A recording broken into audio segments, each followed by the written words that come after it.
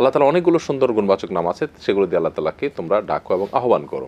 তবে এটা ঠিক যে আমাদের সমাজে যেহেতু রাসূল সাল্লাল্লাহু আলাইহি সাল্লামকে কখনো কখনো আল্লাহর সমপর্যায়ে নিয়ে যাওয়ার শিরকটা প্রচলিত আছে, সো যেই শব্দ আল্লাহর জন্য আমরা ফিট করি ওইটা রাসূলের জন্য ফিট করার ব্যাপারে আমাদের সতর্ক থাকতে হবে।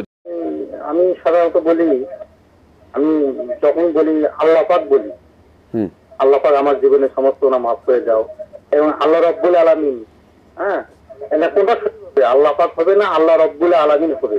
আচ্ছা, আমি আল্লাহ পাককে কি বলে ডাকতে পারবো? জি, আল্লাহ রাব্বুল আলামিন বলবো না আল্লাহ পাক বলবো? দর্শক, দুইটাই সঠিক। আপনি যখন আল্লাহ পাক বলেন তখন আল্লাহ তাআলার পবিত্রতার ঘোষণা আপনি দেন। আল্লাহ সুবহানাহু ওয়া তাআলার গুণবাচক নাম হলো কুদ্দুস, তিনি পবিত্র, সকল দোষ ত্রুটি তুচ্ছতা দীনতা হীনতা সকল নেগেটিভ দোষণীয় বিষয় থেকে আল্লাহ সুবহানাহু ওয়া তাআলা পবিত্র। সেই জায়গা থেকে আমরা যখন বলি আল্লাহ পাক মানে আল্লাহ পবিত্র, তখন কুদ্দুসের অর্থ হয়, অথবা আমরা আল্লাহ তাসবিহ পেশ করি সুবহানাল্লাহ বলি, তার অর্থ হয়। অতএব আল্লাহ পাক বললে সেটাও সঠিক, আল্লাহ সুবহানাহু ওয়া তাআলা পাক।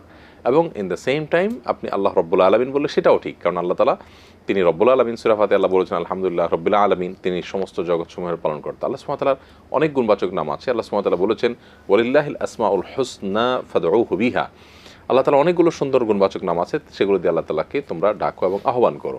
আল্লাহ সুবহানাহু ওয়া তাআলা বলেছেন কুল উদউল্লাহ আও উদউর রহমান আইয়াম্মা তাদউ ফালাহুল আসমাউল হুসনা।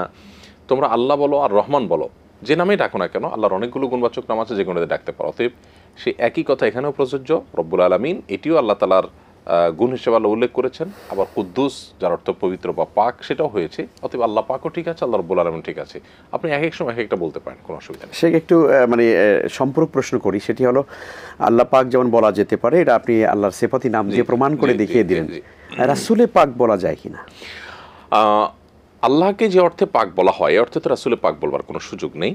তবে রাসূল আকরাম সাল্লাল্লাহু আলাইহি সাল্লাম তিনি যে সমস্ত বিষয় আশয় থেকে পবিত্র, সেই মিনিং থেকে যদি রাসূল সাল্লাল্লাহু আলাইহি সাল্লামকে বলা হয় রাসূলে পাক, তাহলে ঠিক রাসূলে পাক এই অর্থে রাসূল পবিত্র। কোত্থেকে? রাসূল আমানতদারি খেয়ানতদারি থেকে পবিত্র, রাসূল ইচ্ছাকৃত শিরক থেকে পবিত্র, গুনাহ থেকে পবিত্র, দীনতা থেকে অনেক কিছু থেকে পবিত্র।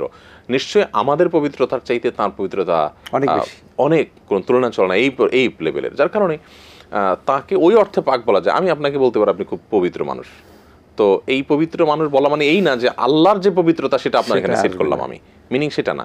তবে এটা ঠিক যে আমাদের সমাজে যেহেতু রাসূল সাল্লাল্লাহু আলাইহি সাল্লামকে কখনো কখনো আল্লাহর সমপর্যায়ে নিয়ে যাওয়ার শিরকটা প্রচলিত আছে, সো যেই শব্দ আল্লাহর জন্য আমরা ফিট করি ওইটা রাসূলের জন্য ফিট করার ব্যাপারে আমাদের সতর্ক থাকতে হবে যে আমরা ওই যে যিনি আল্লাহ যিনি খোদা তিনি মোহাম্মদ নাউজুবিল্লাহ, এই মেন্টালিটি আমাদের মধ্যে চলে আসছে কিনা এটা মাথায় রাখা দরকার। সেজন্য শব্দের ভিতরেও যদি পার্থক্য থাকে ভালো, কারণ নবী সাল্লাল্লাহু আলাইহি ওয়াসাল্লাম ওই খতিবকে বলেছেন বিইসাল খতিব ওয়া আনতা, যে খতিব আল্লাহ এবং তার রাসূলের নামকে গুলিয়ে ফেলেছে, এমনভাবে যে দুজন সমান সত্তা।